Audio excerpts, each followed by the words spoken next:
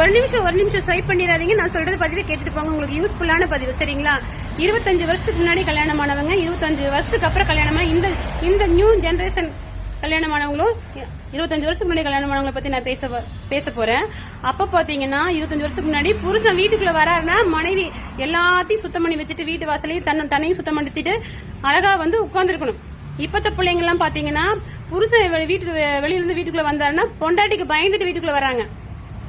பொண்டாட்டி நமக்கு இதை கேட்டாலே அதை கேட்டாலே, இதை வாங்கிட்டு வரலையே அதை வாங்கிட்டு வரலையே, ஐயோ நம்மள சம்பளம் கம்மியா இருக்குன்னு திட்டுவாளா, நம்ம நேரம் கழிச்சு வந்து திட்டுவாளா, நம்ம லேட்டா வீட்டுக்கு போயிட்டு திட்டுவாளா அப்படின்னு சொல்லி பயந்துட்டு வர்றாங்க. அப்பத்த மனைவிமார்கள் வந்து புருஷனை கண்டா ஒரு பயபக்தி இருந்துச்சு, ஒரு அன்பு பரிவு பாசம் பற்றுதல் இருந்துச்சு.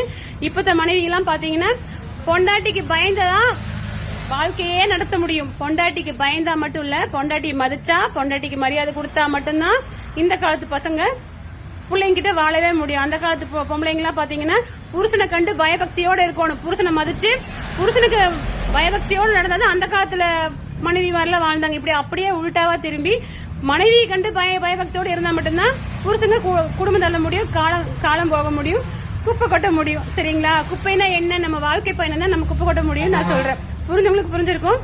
நிறைய பேர் வந்து இந்த காலத்து பிள்ளைங்க கணவர்மார்களை வந்து அடக்கி பயப்படுத்தி வச்சிருக்கீங்க. அந்த காலத்து மனைவி வந்து புருஷமார்களை பயப்படுத்தி வச்சாங்க. உண்மையா இல்லையான்னு சொல்லி 35 வருஷத்துக்கு முன்னாடி 30 வருஷத்துக்கு முன்னாடி கல்யாணம் பண்ணவங்க, 25 வருஷத்துக்கு முன்னாடி கல்யாணம் பண்ணவங்களுக்கு இந்த வீடியோ பாத்தீங்கன்னா கமெண்ட் பண்ணுங்க. நான் சொல்றது உண்மையா பொய்யான்னு. மீண்டும் ஒரு அடுத்த நல்ல வீடியோல சந்திக்கலாம். பாய்.